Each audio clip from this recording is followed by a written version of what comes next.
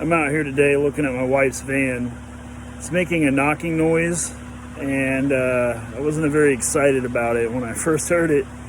I'm pretty sure it's the tensioner on the timing belts. Well, I'm sitting here and I'm like, what the heck? Like, is it knocking? Like, was it too hard on the motor? And I was like, oh, you know what? A friend of mine over the summer as well, his Honda Pilot, his tensioner failed. The thing that makes me mad about it is the brand is Dayco, and I've never had problems with Dayco. It always seemed like they were a pretty reputable brand, you know, more on the expensive side with Gates and Nissan. So I don't know why it failed, but I'm pretty sure that's the issue. I'm gonna show you here in a moment.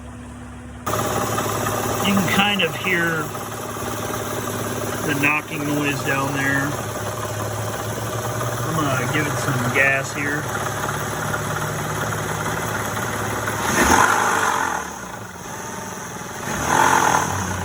I mean, that just sounds horrible.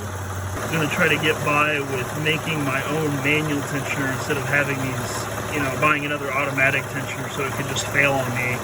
I'm not even gonna send this one in for warranty. You know, it's got less than like 3,000 miles on it. Here's the old J series that was in my wife's van. Here's the old tensioner right here. I'm gonna take all the timing covers off, measure it out first, and see how far the rod is extended out. And then probably just take this tensioner and break it and make my own.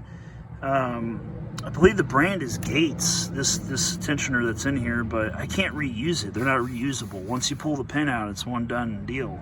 Unless there's a way to retract it, but as far as I know, I don't think there is.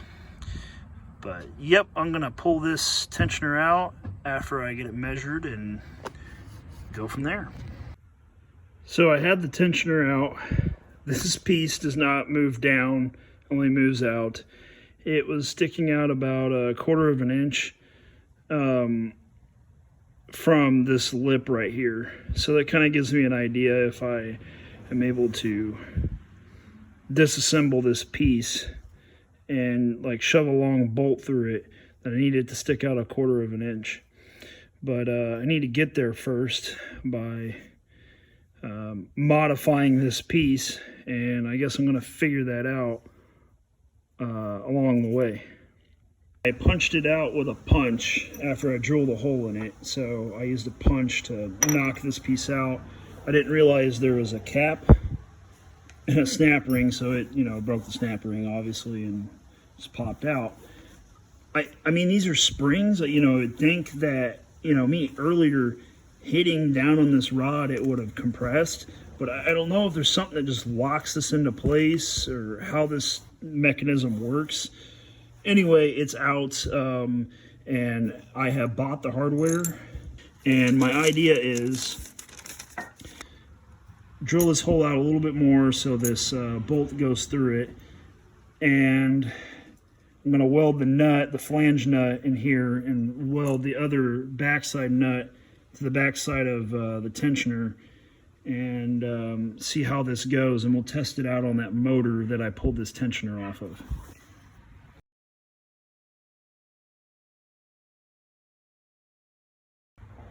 So here's everything mocked up. Like I said, that flange, that's flange nut that's in the tube here is, it's going to be welded in there, and then this nut's going to be welded on the back side. Here's the finished product. This rod that this bolt actually turns in and out after I welded it. I trust it. I'm going to try it out, see how it is. I'll never ever have to buy a tensioner again. I'll just have to manually adjust it. Not saying that you shouldn't, you know, like run this on a timing belt forever. Like, you know, obviously change your timing belt every 90,000, I think is what Honda calls for, or whatever the vehicle specifies for. Let's go test it out on the J Series motor that's sitting in my driveway there and see how well this works. So I had the tensioner installed. I adjusted it to where the tension was. I don't see why this would be any different than the other van with the tension. I'd assume to a specification, you know, it's supposed to push out the rod so far and put that much tension on the belt. So I'm just gonna, you know, thread it a 1/4 of an inch in to press on the tensioner pulley. When I pull this tensioner pulley off, it didn't move the cams at all. They're still in time, and the crank is still in time. So crossing my fingers, praying to God that it goes the same smooth way on the Odyssey over there. I will take some video of that once I start working on it. I couldn't see the timing through the timing holes on the covers very well, so I went ahead and took the rear one off. It was the easiest. Everything seems to line up. The crank's in time, both cams are in time. Now I just got to pull that tensioner off, and man, it's been a long day. I'm gonna pull that tensioner off and put the manual one on and spin it up and see how it goes. I have finally gotten the tensioner out of the van here, and it's actually leaking that goo, the hydraulic fluid or whatever it is, the oil that's inside, out of this tensioner. I mean, it looks a lot like the tensioner I took out. The tensioner that was on the other motor was a Gates. This one is a Dayco. Alrighty, the tensioner's in. Now I just got to adjust it. Like I said, the end of the bolt needs to be 2 inches out, so I'm going to adjust it in, get it at 2 inches, and then that should set the timing, or the tension for the timing belt. I got the tensioner adjusted where I want it. I'm about to start the van and see how it goes. What's this, Ben? What are you eating? Hot dog. It's a pretty... This one's for later. Has it got banana peppers on it? Yes, sir. Man, I guess you know how to make a hot dog. Where are you going? Where am I going? Y'all going on a date? Well, I think we might take the kids trick-or-treating, but... Oh, cool. It's kind Oh, of I forgot. It's Halloween. So, Happy Halloween, guys. Yeah. October 31st, 2023. I'm dressing up as the Tin Man. I didn't want to be the Tin Man, but I guess my wife is trying to tell me something, that I'm heartless.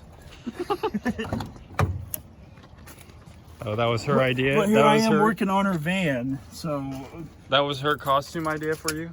Yes. So, it was knocking down there earlier, and that knocking noise went away, so that was the tensioner. I was like really freaked out the other day. I'm like, man, is this really knocking? I just put this motor in. But no, it's the stupid Dayco timing tensioner. So I couldn't do that with the tensioner that I modified. I couldn't compress it. So something failed in here. Obviously, it leaked all the fluid out. So this is trash. And now I have one that is, I guess, bulletproof.